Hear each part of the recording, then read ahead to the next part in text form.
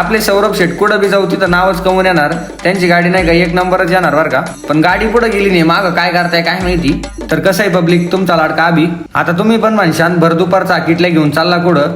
तुम्हाला तर माहिती आहे आपला विषय असतो. तर किटल्यांचं काम असं होतं की आपल्याला गावातून पाणी आणायचं होतं फिल्टरचं. आणि तुम्हाला माहिती आहे आपल्या गावात सप्ताह चालू आहे. मग तिथं आपल्याला मोठी गावाची गोन पोच करायची होती. मग दावं न बांधता त्याला सपोर्ट म्हणून किटल्या बी चालवल्या. यात पाणी पण घेता येईल. मंदिरात गावाची गोन पोच केली, मस्त आहे की देवांचं दर्शन घेतलं आणि बाहेर आलो. बाहेर येताच ते 2 नगीने भेटले. ते म्हणे लस्सी पाज. म्हटलं चला मग काय आता. त्यांना लस्सी बिस्सी पाजली आणि डायरेक्ट घरी आलो. घराचं काम कसं व्यवस्थित चालू आहे ना. आता वरचा स्लॅब झालेला आहे, त्याच्यावरती थोडं बांधकाम राहिलेलं आहे. मग ते पण करून घेऊ म्हटलं. यांना वर विटा राहिला नाही का, सीडीज नव्हती. त्यांना म्हटलं आता एक एक करून फेका. पण ते पण फायनल विषय करीत होते.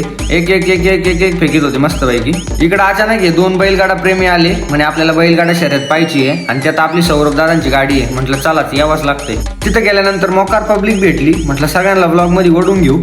ऊनच एवढं होतं ना, आम्ही तिघांमध्ये जवळपास 10-12 बिस्लरी पिऊन बसलो होतो. शर्यतीचं नियोजन एकदम पद्धतशीर झालं. गाड्या यायच्या, मोकार जोरात जायच्या. म्हटलं आपण लांबच थांबा, नाही तर येईन एखादी आपल्या अंगावर. आता ही गाडी येते ना, ही आपल्या सौरभ दादांची गाडी आहे. बघा ना किती जोरात येते. पण एकच नंबर काढला बरं का, विषयच नाही. इकडे शर्यत जिंकल्यानंतर आवामे आणि सौरभ असा पळत येत होता ना, म्हटलं यांचे नाही तंगडे मोडावा. शर्यत जिंकल्यानंतर सौरभ शेटचा तर गुलालाने कलरच बदलून टाकला होता. ही गाडी बघा ना कसली जोरात येते. एकीचं तर चाकच गळून गेलं मागच्या मागच. आपले 2 कार्यकर्ते लांबून काय विचार करताय काय माहिती. पण एखादी जर गाडी आली ना, यांचा बी कार्यक्रम होईल. सौरभ शेट पळू थकले होते. म्हटलं यांना 4-5 बिस्लऱ्या पाजा. ते म्हणे आम्हाला जारचंच पाणी आवडतं. म्हटलं प्या मग काय.